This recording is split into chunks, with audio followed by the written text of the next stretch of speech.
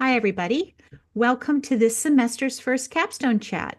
It's going to be a great semester, and we're very privileged to have Lauren Huffman come in and speak to us today. She is on the marketing team for Marriott International, and she's had quite a wonderful career up to this point.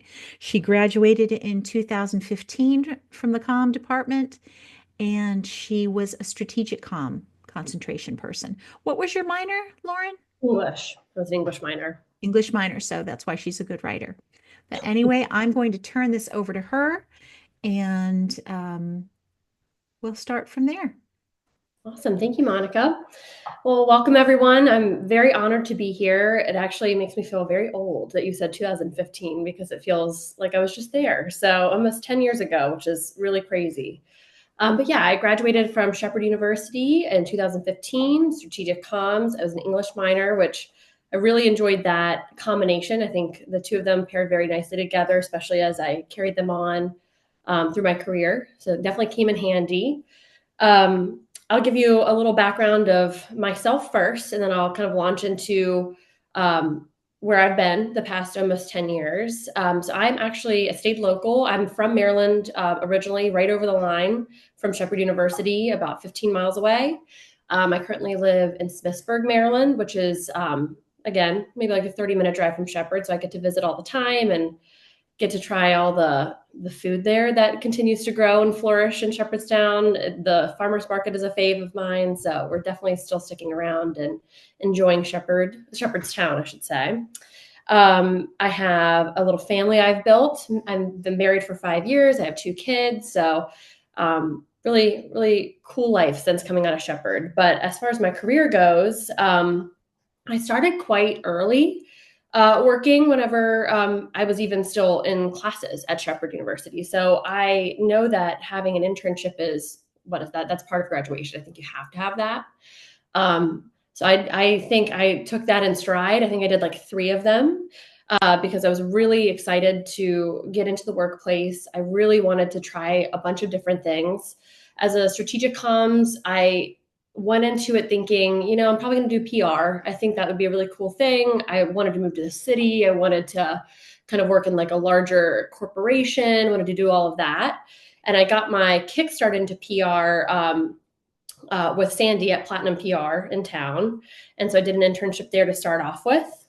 And then after doing that, it was a phenomenal experience. Love her. I loved that entire experience as a whole. It really brought in, writing and, trying to understand like a local understanding of events or companies or things like that that needed that type of expertise. But then I was curious of what else was out there. So I actually went into communications for an insurance company, Brethren Mutual Insurance Company, located in Hagerstown, Maryland. And so I did that for, I think, close to a year. I was there and I did an internship. So that brought in a bunch of different things that I was learning in school, which was really nice. So that was writing, newsletters, email communications. That was event planning. They did a lot of fundraisers, so I got to do that. But then a lot of graphic design as well. That's one of the things I've carried through the entirety of my career is a heavy design skill set. So whether that be design that is for branding, so logos, websites, UX design. It could be, things such as like one sheets, templates, actual like sales-based collateral, all different kinds of stuff. So I span a little bit of that, and I still do it to this day, and we'll get into that a little bit more. But that really started to flex that muscle whenever I worked in that internship. And then after that, I tried out a medical-based company. There's Meritus Medical Center in Hagerstown as well, so I was an intern there. So I'd say that all happened about 2 years of a time, and I really started to understand what I liked and I didn't like. So I'd highly suggest if you haven't, trying a couple things, like don't pigeonhole yourself into one thing. I think that sometimes that can work great. You know what I mean? I think I would come back to PR eventually one day, I found out that I didn't really like medical communications. It was really boring, and I wasn't a big fan of that industry as a whole. And so I knew not to do that anymore. So after I graduated, right off the bat, my biggest job after graduating, I worked for Music and Arts Corporation, which is owned by Guitar Center. So I always call that my music industry gig. And I worked in their headquarters in Frederick, Maryland, which was really cool. And I did something I never thought I would get into. And that's like one thing you don't learn in school is, you learn all the strategies of, communications, marketing, PR, all the things, but it's never that simple whenever you go into a job. So you continuously learn. And I think that's the beauty of working and kind of getting into this world. So whenever I was at Music and Arts, I was hired on just as a marketing coordinator. So I did things like email marketing. I supported their national kind of ad campaigns, like things like that. And that slowly turned into new store traction marketing. So whenever a brick and mortar store, a store would come down the street of Music and Arts and they sell like guitars and orchestrals and all different kinds of stuff, I would be in charge of basically making sure that store gains traction in that community, town, or whatever. So that would be events, that would be flyers in people's mailboxes, that would be advertising, that would be radio ads. It was span the entire kind of like comm strategy, as you will. And it was really, really great to apply everything I'd learned in school and grow it there. I was there for several years, and it was a really great experience. I had phenomenal leadership there. And after that, I was like, I'm kind of hitting a ceiling here as far as creativity goes, and I'd like to start something different. And so then I switched over to a marketing agency. So that's where you get to, as an agency, you get to have different clientele. This was in the luxury real estate market, weirdly, called Immersion Active. Unfortunately, I think they had to go under during COVID. This was like right in the 2020 timeline. And, but it was great. So I basically got to manage clients and understand their needs and develop marketing plans to make them successful. And so that also kind of flexed a managerial skill set. So I kind of introduced that during that job where I got to manage a team, and I got to manage a team of designers and developers and writers and social media strategists and things like that. That was really interesting for me, kind of being in their shoes and doing all the things, wearing all the hats, to switching to the strategy hat and trying to understand a need or a lack of something and find a solution for that and apply it with a group of people. It was really, really great.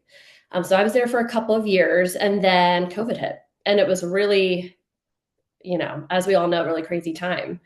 And during that time, I was pregnant with my first child. It was, things were getting a little shaky, and I decided in that moment I needed something a little bit more structured.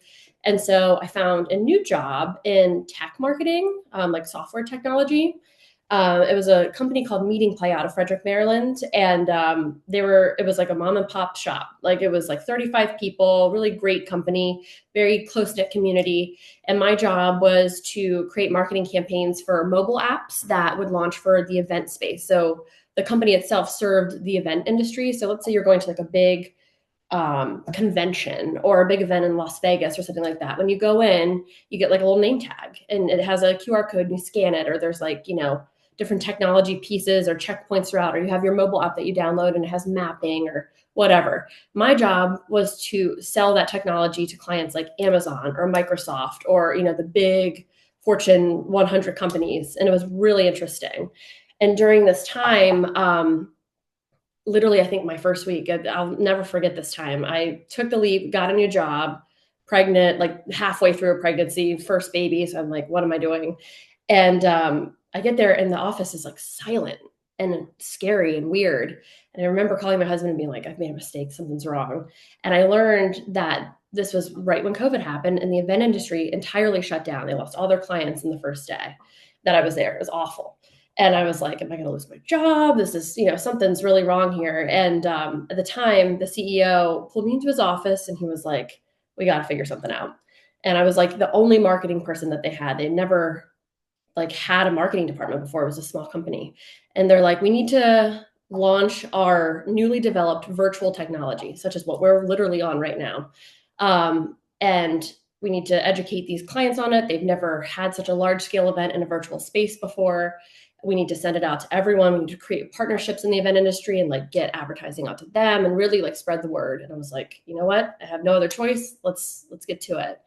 And so I worked with them very, very, for a long time to really get this launched. And thankfully it worked. And so we were one of the leaders of virtual technology in the event space and continue to be. I'm no longer with that company and I'll get to that.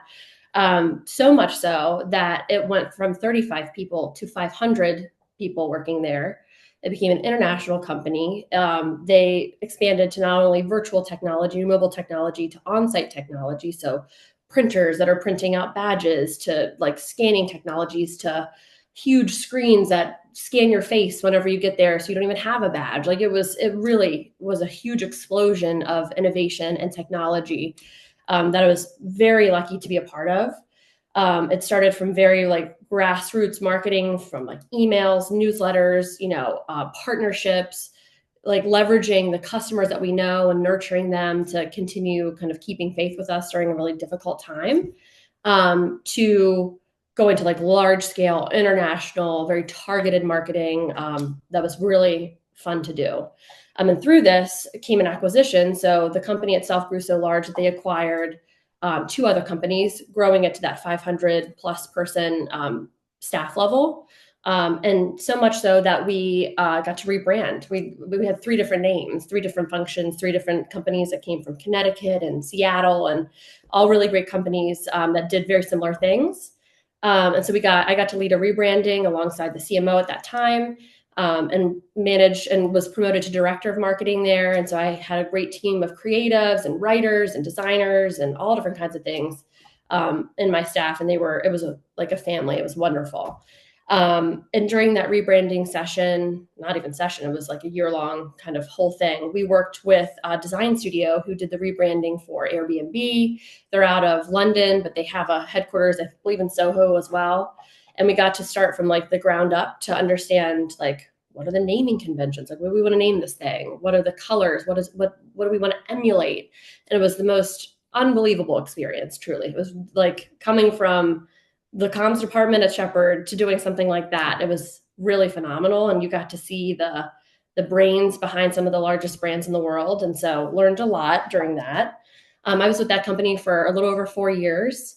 And got to do all different kinds of things, and loved it so much. And so after 4 years and, lots of learnings, I decided to take a bit of a breather, because after 4 years of a lot of change, you're going through a pandemic, trying to keep something afloat, you're innovating and creating new things, you're, restarting over and over again with different brands, that it was time to kind of think through what I wanted to do next at a more feasible level, if that makes sense. Like I had two small children, a whole life that I had to, run and lead. Monica's nodding. She knows it's different. You don't learn that in college, of like balancing life and your career aspirations. It's something you just have to do.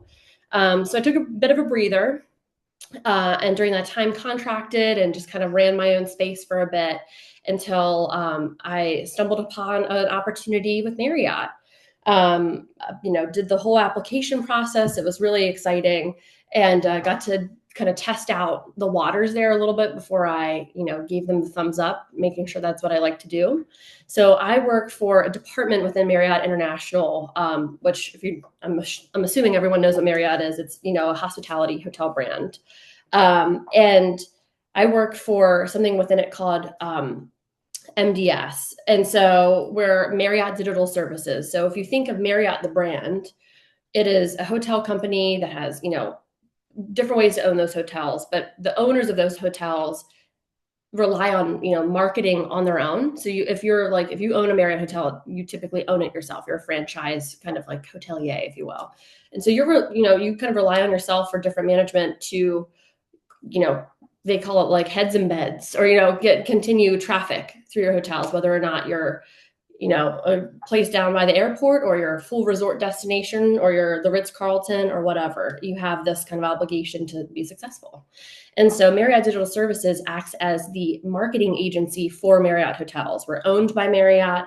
And so my job is to market these services to hotels. So it's a much different audience than what I'm used to. I was doing outbound kind of B2B marketing for a long time, and now I'm doing it to an internal subset of owned hotels.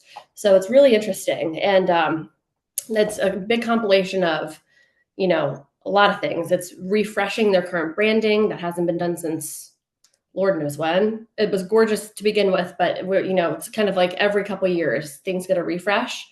So that's collateral. That's the way we talk about our products. That's the way we have product imagery. That's the way we, you know, do email campaigns. How do we segment audiences? So it's a really deep digital kind of marketing experience that's been really fabulous so far. So I've only been there for a bit, and I hope to be there a much longer time, but a lot of opportunity there. And it's a completely different kind of ballpark, different, you know, genre of needs that I've ever done before. It's a lot of learning because it's a different tone of voice that you have to work with. It's a different expectation. There's a lot of, you know, moving parts. So it's been really good so far. And I love it because it continues to grow me professionally. It makes me think about a lot of things, it makes me question the way I did things previously and how I can shape them to do them better for this particular audience. But I'm really excited to be here. Uh, and yeah, so that's where I'm at now, you know, over the span of about 10 years, kind of ping ponged around. I started in PR, I tried different industries, and I landed in hospitality, which seems to be very hospitable so far. But yeah, so that's my kind of quick run through. But yeah, it looks like we have a couple questions. I think Rachel's first. Hi. So, as someone who also studied or is studying strategic comms and minors in English, do you have any recommendations for how to like market yourself or your skills when applying to jobs? Either stuff from like when you were just like graduated and applying for stuff, or even now? Oh, that's a really good question. It's definitely changed a lot. Excuse me. So whenever I started applying to jobs, it's all back then, this was, you know, 10 years ago. Indeed was huge, like, and it still is. It's grown as a beast, but that was like when Indeed was really just getting its legs, I think. And so, and in fact, I think Monica, we had like worked on like a potential like software or something like that to like get job application. It was like a whole thing. Like it was like when that boom really started. And whenever you were submitting resumes, I think the thing back then was to make it look really beautiful, like having a really lovely looking resume, especially if you like have like a really nice design skill set or something like that. But what I've learned over the years, whether or not you have a plain resume, something that's really like highly designed, I think you have to kind of pivot that to where you're applying to. If you're applying to something very like kind of structured, even like a Marriott, I don't think they're looking for like a hugely designed resume. They're looking for proof points. And that is one thing that I had a really hard time, especially as an English major. I want to like story tell with my resume. I want to like put way too many words. Excuse me. And what I learned is that they'll never read it. It is the more like precise, the better. Every word on there needs to have a purpose, which was really hard for me to narrow down because I'm a yapper and I just want to put it all on paper and I want to say it all. But what I found, and I got a lot of feedback from like my parents, they work for National Institute of Health, so they're coming from government. And it is like so regulated and very like resumes have to come in a very specific way. So I sent it over to them. I'm like, take a look. Excuse me. Of course, I'm coughing now, but I'm like, take a look. Let me know what you think. And they're like, here's what you need to do. Basically, you don't need to put, well, depending on how extensive your job experience is. So if you're a waitress and that's all you've done, put that on there. That shows you worked in the service industry, you're a people person, you've done this, you've done that, you're team building, like all of that stuff matters. You have to start somewhere. But if you have worked in like a professional space within your, you know, where you're going in your career, things that are proof points. So like I would put like, I had, you know, I made $40 million for this particular thing, or, and how did I do that? Or I led a team of X to create X and that did X. Like almost showing like in a very quick sequenced way how you made them profitable, how you've, you know, created change on the team in a positive way. Things like that. Doesn't really matter how you, what it looks like, which is what I was really getting hung up on first. I was like, let me make it gorgeous. Let me put my headshot. Let me do this. Let me do that. It's really, they care if you've made the money. And I know that sounds horrible, but like that is really at the end of the day, that is the goal. And so how do you do that in an artful way? So that was a learning that I went through. But as far as application goes, I think it's really difficult in right now, especially with the job market as it is. There's a lot of reduction in jobs in like large corporations, a lot of layoffs, a lot of things like that from the larger scale corporations and even smaller ones too. Because I think budgets consistently shift. I think uh, there's like something called that always gets brought up in every job moment. It's like recession proofing your business and like how do you lean and mean team and all that. So as an applicant, that's really hard because you're competing against a huge bucket of people that need a job. So how do you stick out? I think spreading yourself out in any type of like application scenario. So Indeed, I know Google has a couple great ways to apply to jobs on their actual website. Take the time to do a cover letter if it's required, as horrible as they are to write. But then also, one thing I've underutilized and continue to do so is LinkedIn.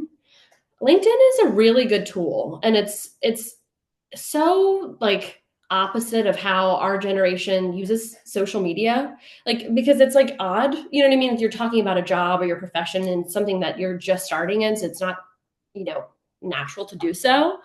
But you can connect with people. If you research the, company that you're looking for, you can probably find the hiring, or the HR department or like the person who does marketing or anything like that. And I've been bold enough to just reach out to them personally and be like, hi, I'm Lauren Huffman. I know this is a really popular job in the market right now. I just want to let you know that I've applied through XXX. Here's a quick snapshot of, my experience. I, hope to hear from you. If not, thank you for the opportunity. Like just be big and bold, as awkward and hard as it is, because almost applying for jobs is like a full-time job. My sister's going through it. Has gone through it, not right now, of just like, even after college and trying to find the right footing. It's a lot, it takes a lot of time. So I know that was very long-winded, but I empathize with you. I know it's going to be hard to go through, but if you get a really punchy, resume that shows your drive and your change that you've made or intend to make, I think you'll be in a good spot. But try to find the avenues of where those people exist that you're applying to, whether it be LinkedIn, whether it's in different communities, whether they do any types of networking events, and that's where they'll find you. Yeah. Thank you. You're welcome. All right, next up, I think is Carter. Yes, ma'am. Thank you. I just wanted to ask you, do you find yourself do you use artificial intelligence to help you when you're doing your job, or do you see that in your current market? Because I know 10 years ago it wasn't as big as it is now. So I was curious if you utilize AI tools to help you with your job. Really good question. And the answer is a big fat yes. I never thought I'd be that person. Like, I was like, is this cheating? If I'm like writing and like it's helping me out.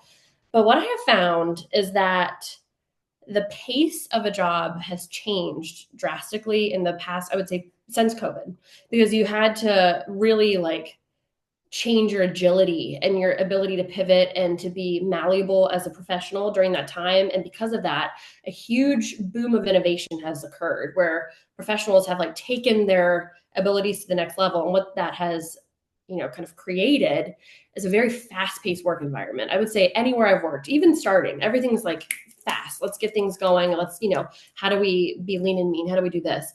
And it can be quite stressful as someone who writes. Like literally, that's the primary purpose of my job is writing, and it's to different audiences, and it's to, it's like little changes and things like that. So what I find, ChatGPT is one of my favorite ones, but there's a lot of really lovely AI softwares out there.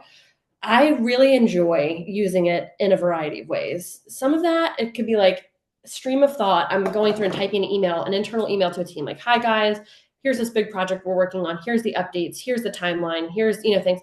And I'll just stream of conscious, like pop it in, and then I'll take all that, drag and drop it into ChatGPT, and I say, fix for clarity. And it will spit out a much better email than what I could have ever used or written myself in the amount of time that I am giving myself to write this. And what I find is that it just streamlines my daily operations. It's not taking away from my thoughts, if you will, but it's just polishing it. So I use it more of like a polisher than like a generator of thought. However, I have used it before. So let's say I'm like struggling to brainstorm like new naming conventions of like a tech product, like whatever it could be. And I'm like, here's the current name. I'll just chat GPT it or whatever AI I'm using at the time. And I'm like, here's a current name. I want to bring it into like this, I want to tap into this and say it's more innovative. I want to say it does things in a more faster way. I want to, and like create different names for me. And it will spit out 20 of them, and half of probably 80% of them are horrible.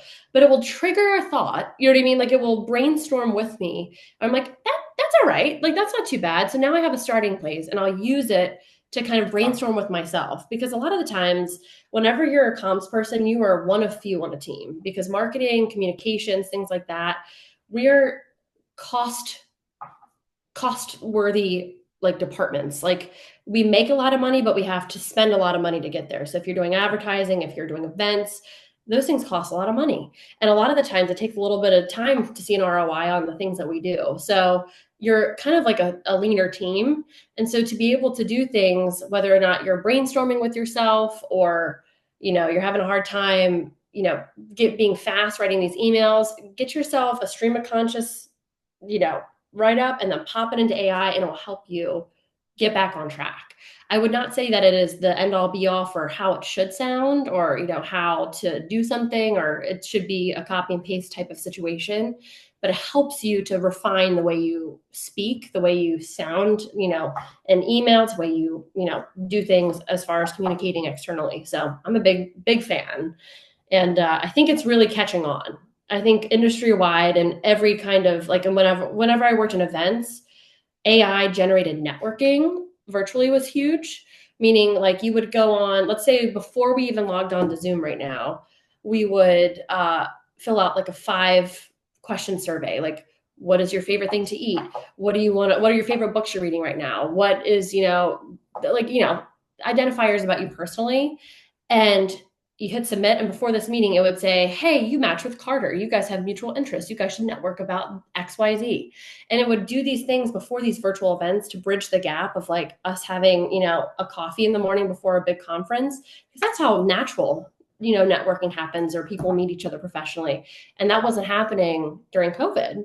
And so AI was a huge help with that. And it was easy, and people loved it. And it sped up things that would simply take or not be able to exist in those formats. So I think it's great. I think for different industries, it's a little scary. Like the music industry can be a little spooky, you know what I mean? Where it can like build a song for you in 2 seconds. But I think if you use it correctly and you maintain yourself of your sense of like voice, what you stand for, I think it can be a really good tool. Thank you, ma'am. You're welcome. All right, Emma, I think you're next. So I was wondering, you had a lot of jobs, applied for a lot of jobs. Is there anything that stands out to you when looking at job postings as like red flags, especially in the communications field, that tell you, I absolutely do not want this job. Don't even bother applying. Yeah, and I think that's a huge deal. Like when you're applying for a job, even though I've had many of them, I did that kind of on purpose because I wanted to experience a lot and find what I liked, but also this is very frank. Like you kind of reach like salary ceilings, you reach, roadblocks of being able to move up and position, and you kind of need to broaden your experience to get into leadership positions and things like that. So as much as I love the families I've created in these jobs, it was necessary to kind of move up the ladder, if you will. So when I've been applying to jobs, when I started, I would take anything. Like I was like, whatever it is, I'll persevere, and this will be, written up as an experience, if you will. And I'll at least be able to walk away from that saying, like, I've learned a couple things. I know what I hate. I know what I like. And now we can move forward. Now that I have children and I have a family and, hobbies and a life that take up my time, a lot of the things I look for now are work-life balance, which I will say, as someone who's kind of been through it, has improved drastically. And I keep bringing up the pandemic. I know that's like a very like beating the dead horse kind of situation, but like it really did bring a lot of positives as far as like I work from home 4 days a week. I only have to go down the road once a week, which is really nice. And that's coming from a humongous corporation. They've really like understood the effects of having good work-life balance and nurture it. But whenever I look for jobs, I think I look for big markers that are important to me. So work-life balance, obviously being one of them. I look for a description that looks like they've tried. You know, like, I don't know if you guys have like looked at job postings before, and you can definitely tell it's like someone like has no idea what they're talking about, and it's like very like a textbook, and you're like, oh Lord. Like I want to know that they care about this position. Speediness, like being able to like have a conversation with the hiring manager. They're actively replying, they're asking questions, like it's not like a drawn out weird process. But also like they're listing salaries, they're listing benefits, they're listing things like that. But I would say give them all a shot. A lot of the times these companies have like HR posting these things and they're writing these things, and it's very segmented, red taped. Until you actually get into an interview session, that's when you know. A lot can be learned from sitting in a room with someone who will either be on your team or be managing you. And I would say, spread out your net widely and try to apply to a lot of things. And when you're in the interview process, then make your judgments, because they could sound horrible on paper. And then when you get in there, you can have a lot of bargaining power as well, and be like, what is your work-life balance policy? And what do you celebrate? Do you guys have, what is your family leave? Things like that. Like if you're a woman or man, what is your maternity and paternity policy? It's huge. It depends on the industry. Like Marriott has a phenomenal, family leave for whenever you have a baby, but I know other companies where like men will get a week. You know what I mean? So it's just really different. So things that are important to you, feel empowered to ask and to like use that opportunity to find what you like, because there's nothing, I don't think anyone would ever look at you like, ugh. You know what I mean? Like it shows that you've done your research and you have some vigor, you know what you want to do in a job. And it will also show like that you're thinking through a decision, which will then flow through your job as well. Hopefully I answered your question. Okay, good. Thanks, Emma. All right, next up is Jackson. Can you hear me okay? Yes, I can. Okay, cool. So part of it was actually kind of already answered in what you just said, but I was gonna ask about kind of like your balances and how much do you do at home, how much do you do in the actual workplace, and kind of like a typical day would look like. Because marketing is one of my interests. I'm not sure if that's something I want to pursue, but that's something I've been like kind of looking at here and there. So I was just wondering, like, and also through your past jobs, like how much of that has been like at home, and what do you typically do at home versus what a day in the office typically looks like? Sure. And I'll start this off by saying, even though we're not marketing majors, I would say the majority of you will be in marketing roles, whether or not they're called that or not. Like, I think marketing communications are very intertwined, because it all has to do with either written or spoken word or advertising or, whatever. And I find that professionally, like if you're applying, let's say you want to be in a comms role, definitely apply to marketing roles too, because it will be very similar depending on, whatever you're focused on in Shepherd. But if you're strategic comms or PR or anything like that, you will find enjoyment and value in marketing roles as you would communications.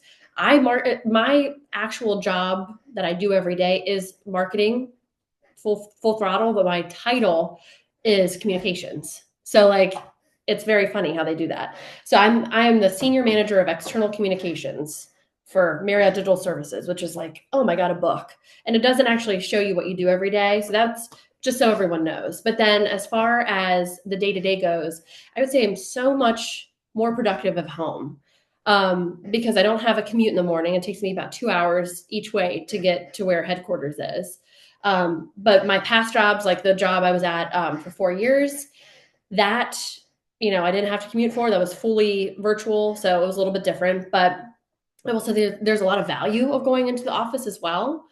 So my daily day, I clock in at 9, but I don't really clock in. I just sign on at 9. I check my email.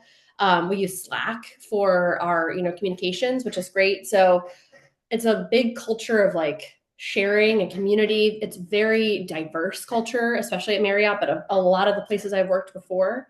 And everyone really thrives on sharing their life too. So there's different like channels in Slack you can post in about, what you did over the weekend, or, fundraising that's coming up, or a volunteer opportunity, or this, that, and the other. So it's really great. So I like to start my day with that because I find it's like positive. But then I have a pretty meeting heavy schedule. It just depends on the day, I guess, but we could have a product launch. We could be updating branding. We could have, an event like trade shows that I would have to support. We could be doing something like where I need to like revamp the style of like the box design that like we would send to new hires. Like it really does depend on the day. But then, so I would say that's a good look at, what I would do during the day. And I work from 9 to 5. But then whenever I go in, I get there a little bit later, leave a little bit earlier, and have like a more flexible kind of hourly schedule that day because of the driving. But a lot of times when I'm in there, you're face to face with a lot of people you work virtually every day.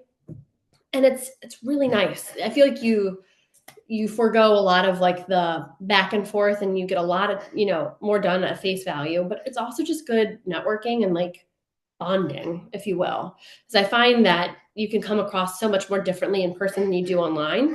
So I really value those times, coming in, and I really enjoy it. And I also get to like get out of my house a little bit. The Marriott headquarters, if anyone has ever like looked it up, or why would you? But you know what I mean? There's a lot of press about it. They're new, and it's in Bethesda, Maryland. They are gorgeous, and it's a really like fabulous place. So they have like food there and all different kinds of stuff, like walking treadmill centers and nap pods. It's like a Google headquarters. It's really cool.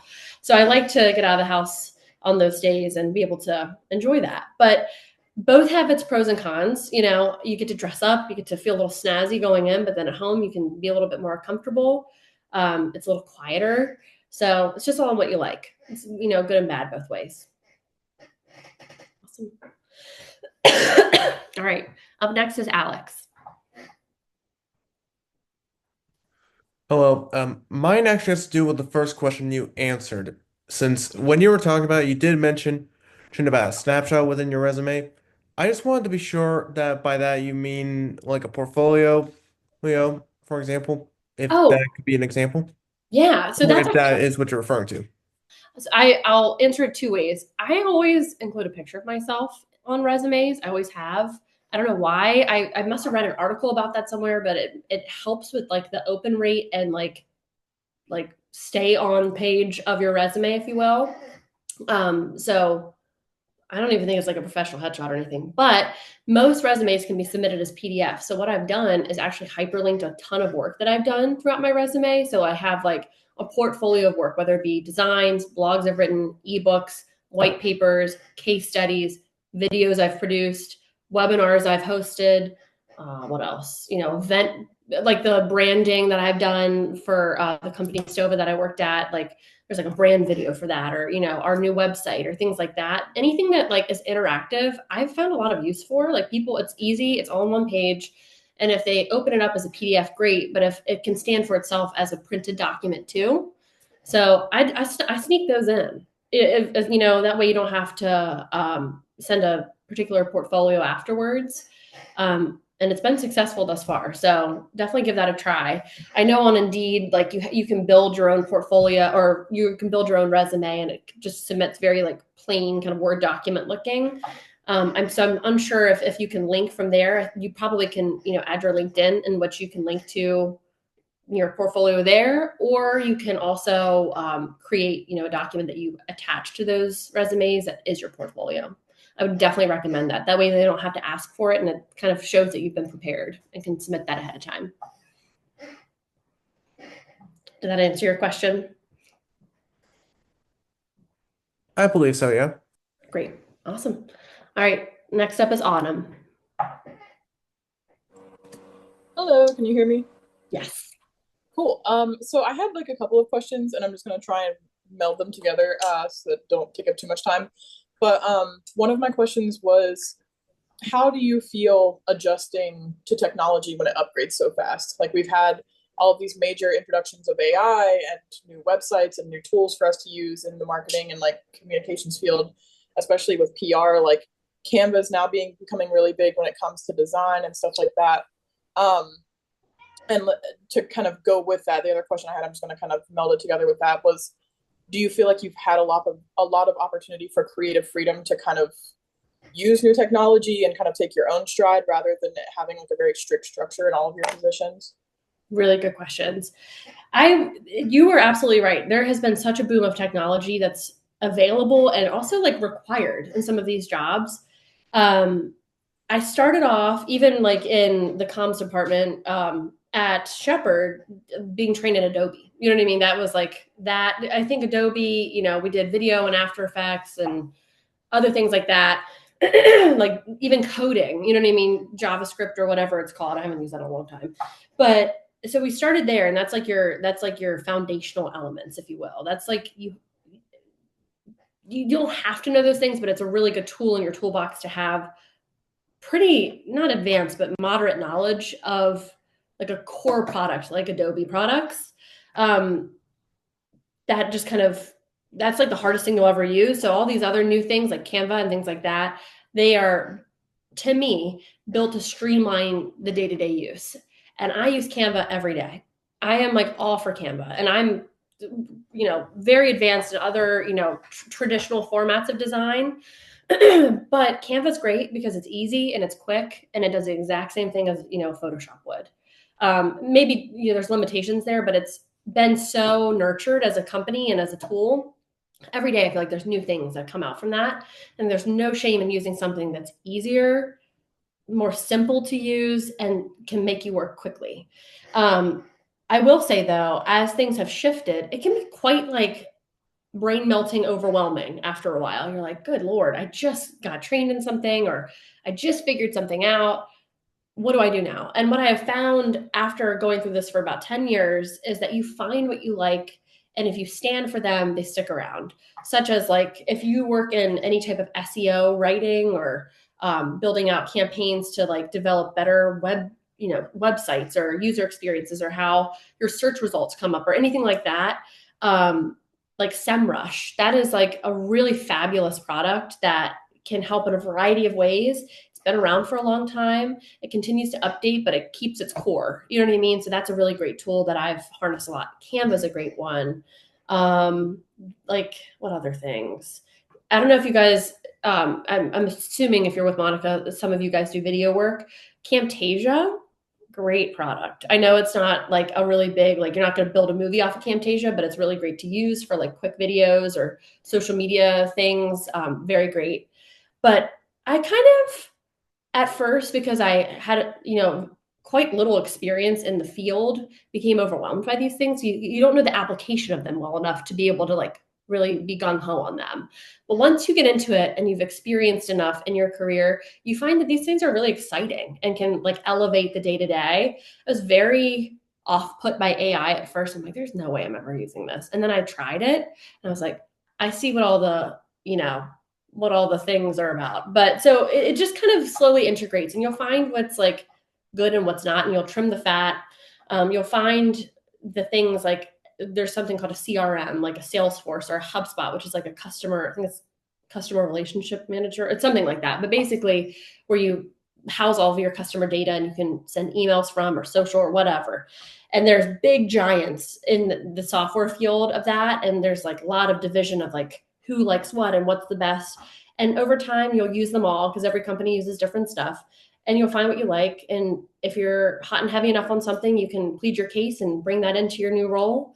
And you'll learn to love it. And then you'll learn to also be like, I'll never use that. And you just kind of shut it out and you kind of cancel out the noise.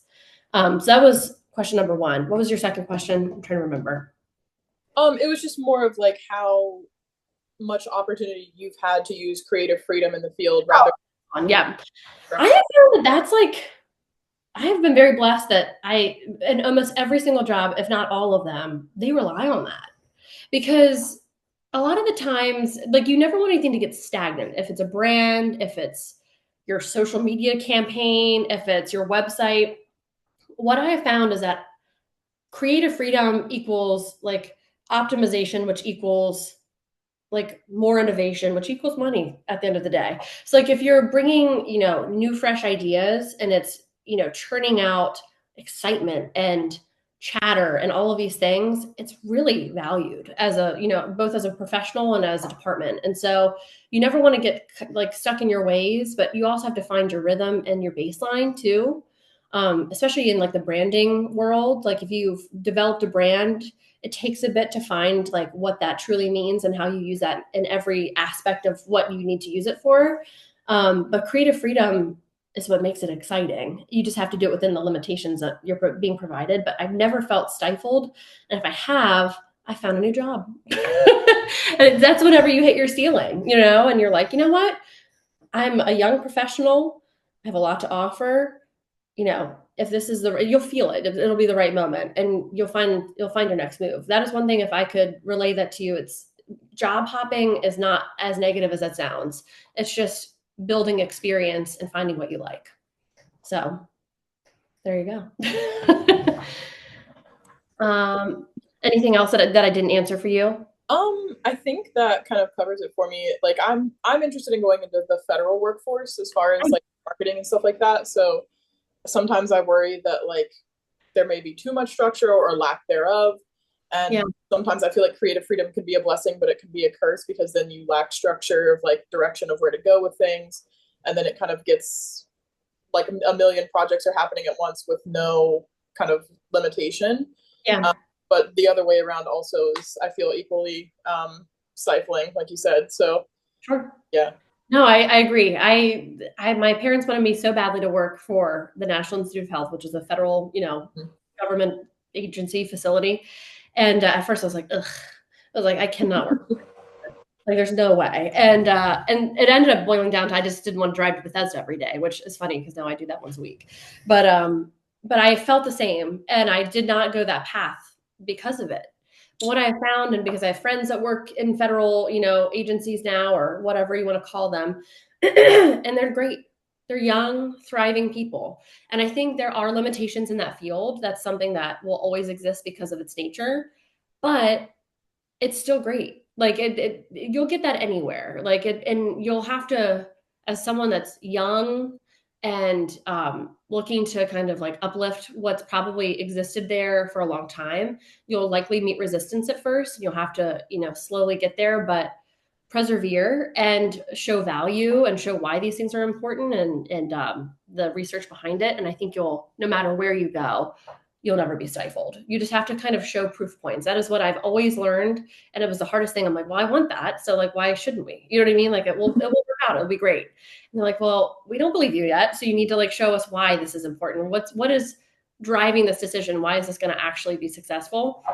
And so doing that ahead of time will make your arguments much easier to win, basically. Even if it's creatively like, hey, we need to switch the font. We need to do this campaign because of X. Like coming to that table with a fully structured thought and argument, that is my biggest, that's your biggest, tool in your toolkit to creative freedom, basically. Thank you so much. You're welcome. All right. How am I doing on time, Monica? Is she still there? I can't see her. Maybe. Oh, there she is. You're muted. It's so weird. My keyboard allowing you to speak just isn't working. So yay me. But I think we're doing fine. I think we're doing fine. I think Isabella, we had one more question. Yep, one last question. And then I'll ask a question and then we'll be done. Perfect. Okay. All right, Isabella, you're up. My question is, what is something that you have learned like in the comms department that has like stuck with you through your career, things that you look back on? Ooh. I have two things, both very Monica related, funnily enough. So one thing I didn't cover, fun fact, is I came in, I don't know what this was called now that I've been out for a long time, but I came into the comms department of Shepherd wanting to direct music videos. That was my life's dream. I don't know what. I mean, I still think that'd be fun to do. I'm in no way cool enough and or hip enough to like influence that industry anymore, but at the time I thought I was. So I actually ended up switching to strategic comms after, video production or something like that.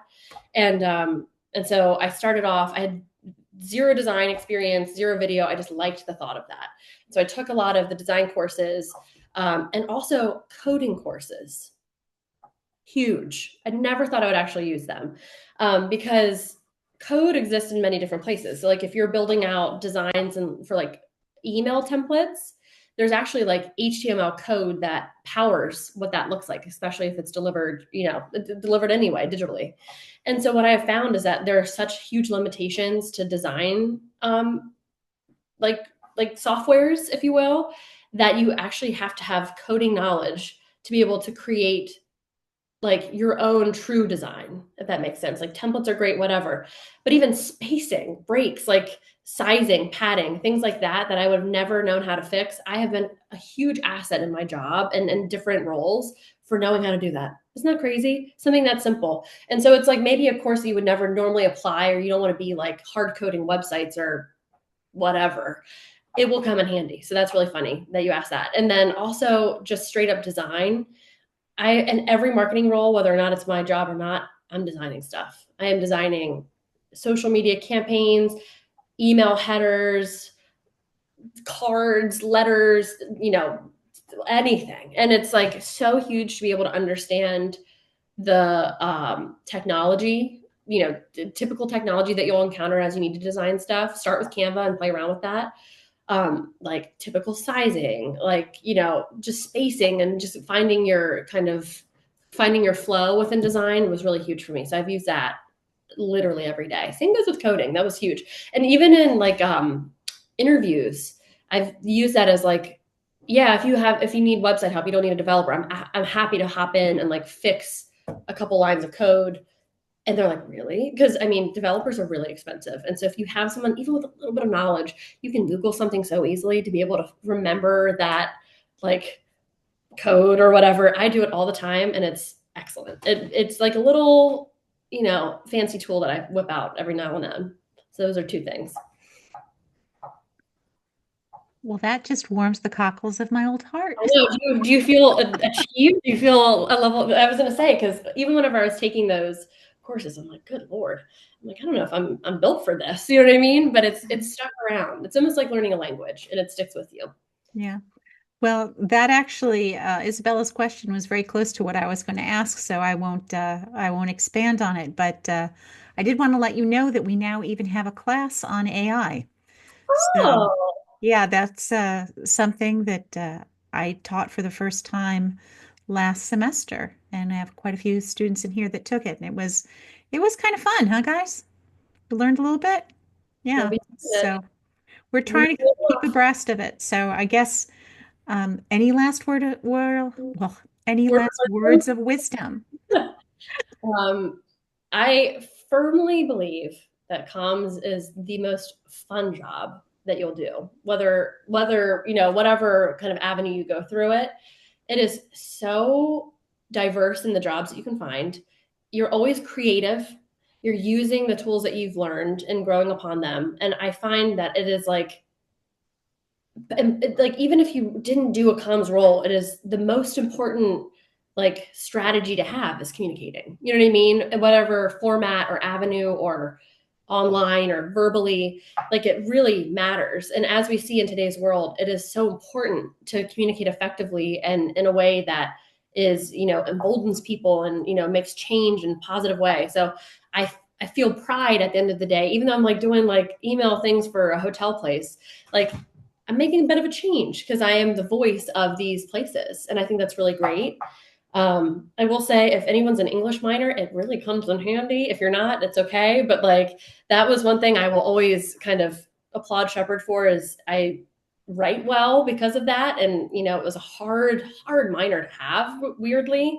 And it made me a reader. That's another thing. If you ever just want to like almost disassociate and get your creativity back, reading has been like a really great way to do that for me. If I'm feeling like maxed out at work, I read. And I don't read anything like self-help. I read like fantasy and like things that like broaden the mind, you know what I mean? Things like that. So that's a really good tool that I use as well. But enjoy it. I look back with such like fondness at Shepherd and I miss it. And in fact, I was there whenever they had like a festival in the town lately and I just explored and it was lovely. So really loved it. I wish you all the best. Even though I poorly use LinkedIn, I am on it and manage it. So if you want to connect that way or need any help or to look over your resume or just chat or have coffee, I'm truly, truly, truly always willing, because that is how I found my success, was through people and through creating these relationships. So I'm happy to do so. And thank you guys for having me. Thank you so much, everybody. That was great. I think that I have my COM 461 students staying just for a little bit after this, but all the rest of you are free to go. Thanks again, Lauren. Thank you guys so much. Bye. Bye.